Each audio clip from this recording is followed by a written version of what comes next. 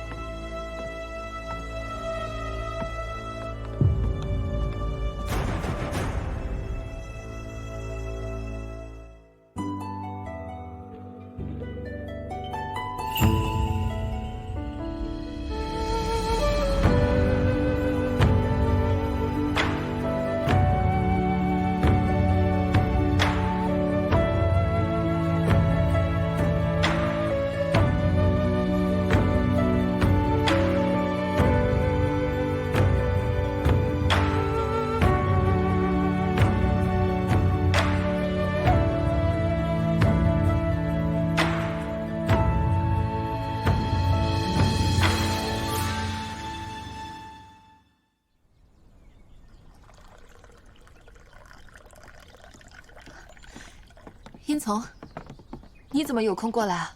今日皇陵换房，我回来述职。最近入秋了，皇陵那边天凉，我去给你拿件皮裘。乐玉，你真的会嫁给殷长言吗？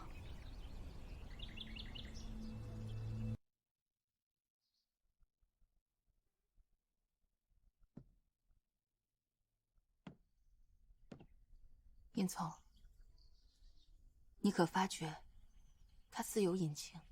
可是乐玉，殷从，你我已经许久未见了，你找我就是来说这些的吗？我来是有一事想跟你说。何事？那晚偶遇你与殷长言，我怕他多疑，不便多说。但是今天想想，还是得告诉你，你那条项链，我知道些来历。你说的可是这个？对。来，不妨说说。我曾听北境的人说，这是外族军中大将军以上的人方能佩戴的，而且对他们来说比生命还重要。除非被杀死，否则绝不会摘下。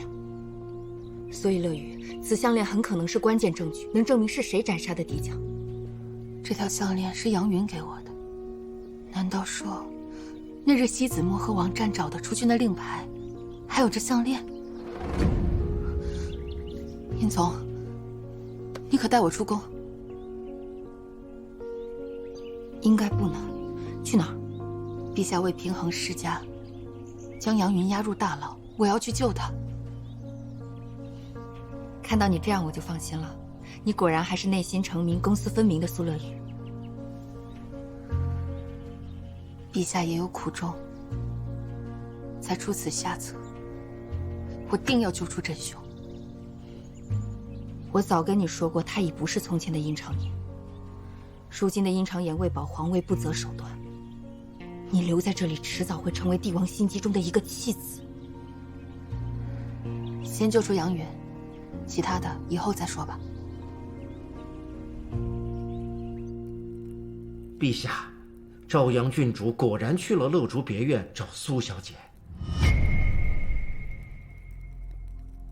现下他二人已经出宫了。陛下可是猜到了苏小姐定然会出宫继续去查？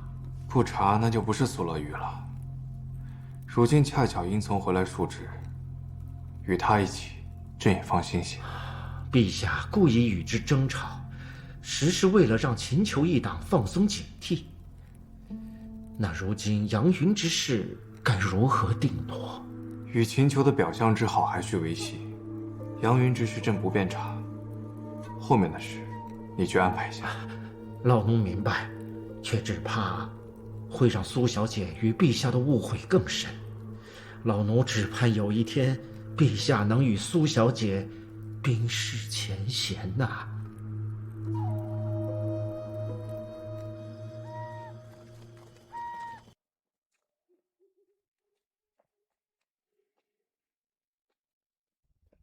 乐玉，殷总，杨云多谢两位姐姐救命之恩，只是这位姐姐解我出狱，怕是要惹上大麻烦。你且放心，再大的麻烦由我们顶着。坐下说吧。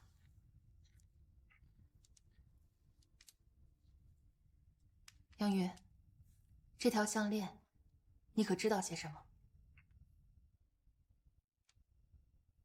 岳婆婆说，这项链是她斩杀敌方大将军之后得到的。这项链乃是她军功的证据，能够证明当时平阳军赶到了北境，而并非驰援不利。所以说，村里的老人就是当年的平阳军。没错，听村中的长辈们说，岳婆婆当年是平阳军的都统，是支全部为女性组成的神秘部队，因此鲜为外界所知。就在北京作战之后，全军被莫名定罪，被迫躲入落凤谷，躲避火势。可是与西子墨有关。我们得知平阳军背负冤屈之后，便想替婆婆他们平反。恰巧我们目睹了西子墨撞塌昌定桥，觉得可以利用此事，我们捏造了渔夫传书，并将死鱼置于昌定桥边，接着利用传言定下鬼兵借道这个计划。我们先是买通了客栈老板，借他之口，将渔夫传书还有鬼兵借道之事散播给各方来客。掌柜的，你可听说过昌定桥鬼兵借道？你们遇见了？我们将昔日平阳军的盔甲改变样式，借着夜晚浓雾升起时，装扮成民夫鬼兵。那晚在山神庙和我交手的是你吧？就是我。我看出你们不是寻常之人，想借助你们的力量，帮婆婆他们洗刷冤屈。可那蓝色的鬼火又是如何而来？那蓝色火焰实际上是用一种特殊的粉末实现的。那火焰看似凶猛，实则温度不高，在铠甲上点燃不会灼伤，且形似鬼兵。那一夜在山神庙，我们先是用声音吸引你们的注意，然后再将粉末用弓箭射入篝火之中。火焰遇到粉末也会变成蓝色的。特殊粉末是什么呢？磷粉。磷粉，我记得磷粉是受到朝廷严格管控的，售卖和使用都受到工部监管。你们是如何得到？我也不知，我也是从婆婆那里得到的，可她已经……殷从，你我明日得去查一查了。好。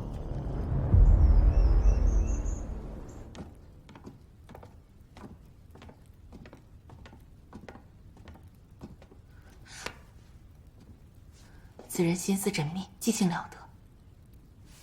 无妨。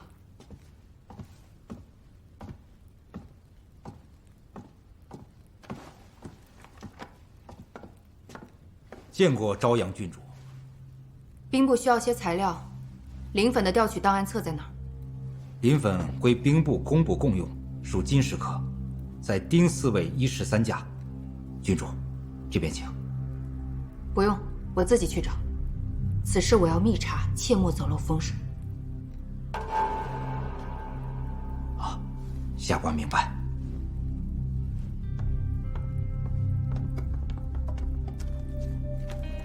此人果然了得，他肯定认出我来了。认出你却不道破，看来此人是有飞碟。找到了，磷粉。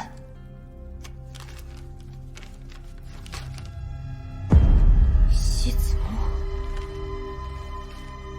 平阳军被关押在拒马河那段时间，只有西子墨一人调取过磷粉，所以当年的鬼兵鬼火，也有可能是西子墨制造的。这是为什么呢？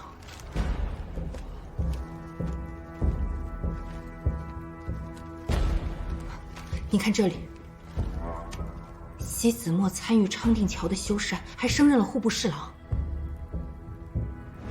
这官道石桥需要用巨石建造，可这昌定桥的石料却是用这种碎石料堆砌而成。所以西子墨是在修缮昌定桥期间吞没了修缮款，将原本用来做桥墩的巨石调包成了细碎的石料，这就是为什么原本坚固的昌定桥竟能被撞塌了。昌定桥坍塌导致军机贻误，多少将士因此丧命，他们居然借机大发国难财。有了这些，加上杨云的证词，就可以定西子墨构陷忠良、贻误军机之罪。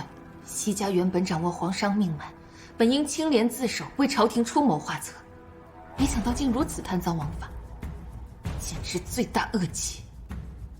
这些大仓的蛀虫，此事我必定追查到底，不能继续让他们为非作歹，危害大仓。太师，西子墨的证据被查到了，你看我们。齐府上下，尽数所拿。西家一干人等，全部带往大理寺候审。西家财务账册全部封存。是。走。大人，他上吊了。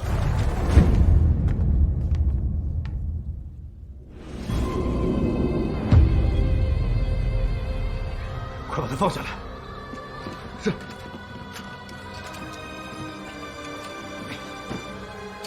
西子墨怎么会？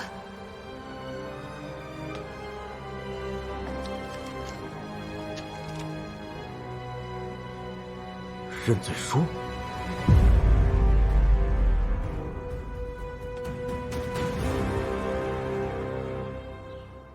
启禀陛下，昌定桥一案已审结完毕，系西子墨构陷忠良，贪墨修缮款项。西子墨已自缢，并留有认罪书一封。我西子墨贪为目录，染指于鼎，愧对皇恩，愧对祖上福音。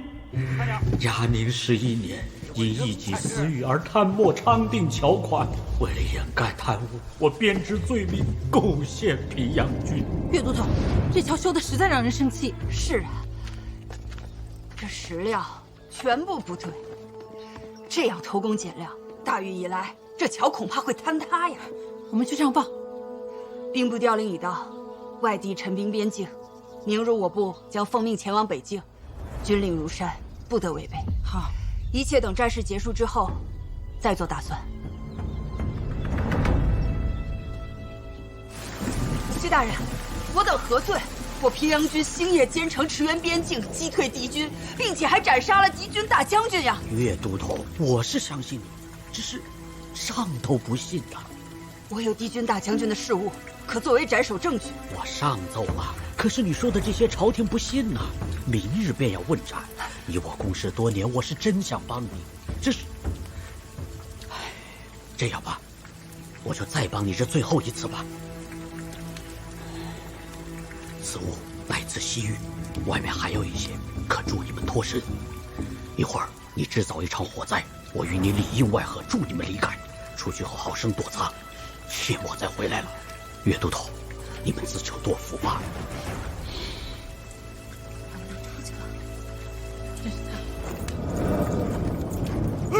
闹鬼了！这是什么鬼东西？闹鬼了！退兵啊！来人了！启禀陛下，平阳军越狱出逃，已烧毁营帐，不知所踪。陛下，除了伪造朝廷旨意，构陷平阳军，西子墨还胆大妄为，为了排除异己，设计陷害靖远侯。他趁山中连绵暴雨，河水上涨，蓄意撞塌昌定桥。快点扔下去！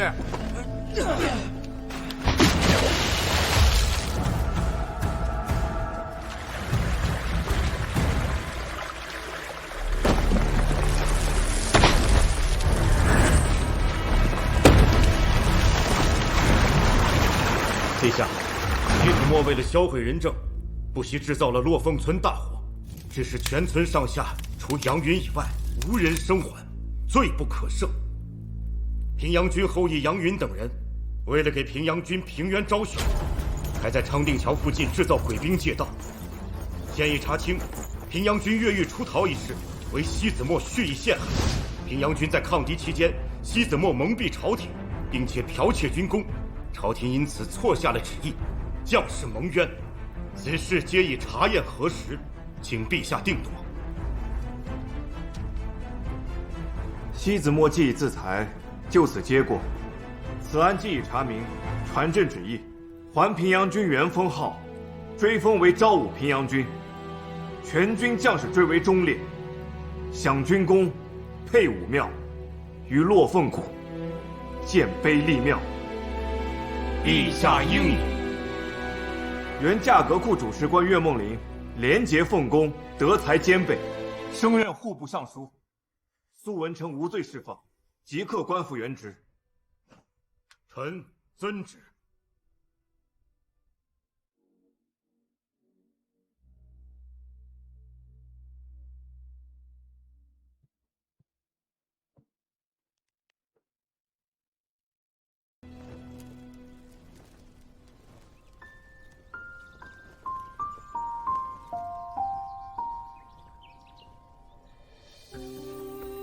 我早跟你说过，他已不是从前的殷长野。如今的殷长野为了皇位不择手段，还是说，在陛下心里，也有着不可言说的苦衷？初心如海，笃行致远，朕从未变过。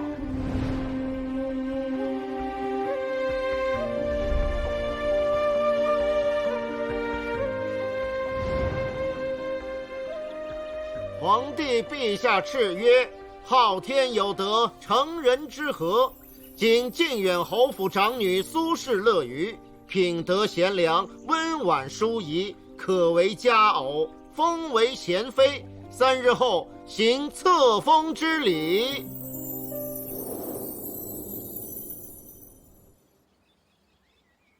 苏乐瑜也真够厉害，这么久的陈年旧案都能翻出来。可怜西子墨也只能被牺牲了，那我们也损失了一大世家呀。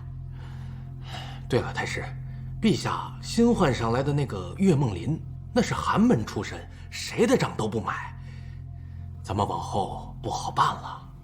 他能把人扶上去，我们就能把人拉下来。太师所言极是，只是我现在已经有些看不懂陛下。都说他是以平衡治天下，绝不会违背祖训，可把杨云下狱是假，和苏乐瑜不和那也是假。哼，才继位没多久，就搞倒了西家。他要平衡，不过是料定我们会忌惮苏家手中的兵权。他以为此番保住了苏家，苏文成就能和他一心了吗？只要没了苏乐瑜，他与苏家的关系便如风中残烛，随时都会破灭。所以苏乐瑜才是那枚关键的棋子。柯局马上就要放榜了。太师放心，下官早已安排妥当。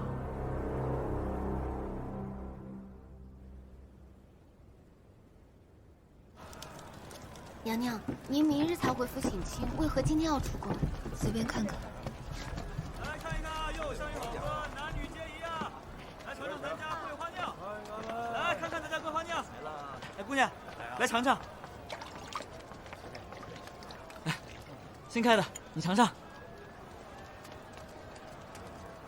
好喝吗？来一壶。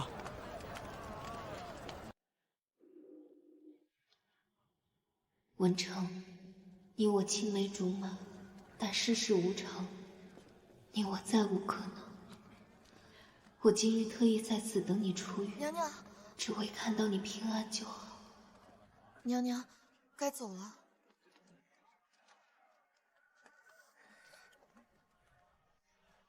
今生无缘，愿你我各自珍重。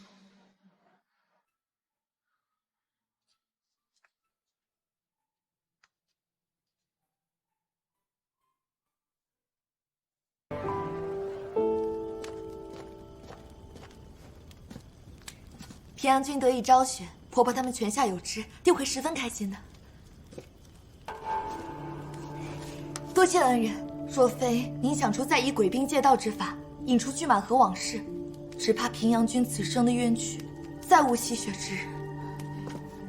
无妨，好在你机灵，猜出了放箭之人会是我。恩人说过，要想沉冤昭雪，需要留下关键线索。那日我与苏姑娘交手，便故意露出枪上落凤字样，但不敢伤她分毫。做得好。听说乐瑜很是欣赏你，还让你去他身边当值。是，我会去他宫中，好生盯着那个宋娘子。以后定要好好保护乐宇。我会的。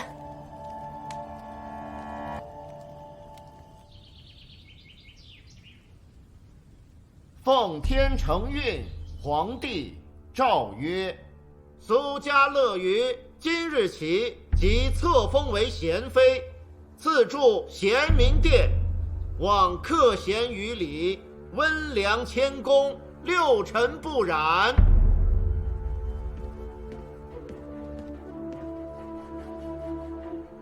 乐于，倘若有一天长颜有难，大仓危悬，你可否愿意为朕扛起千钧重担，守护江山子民？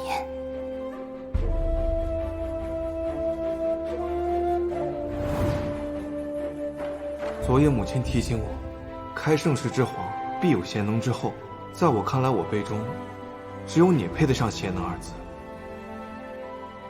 乐于，终有一天，我们将亲手执旗，共创着大苍天下。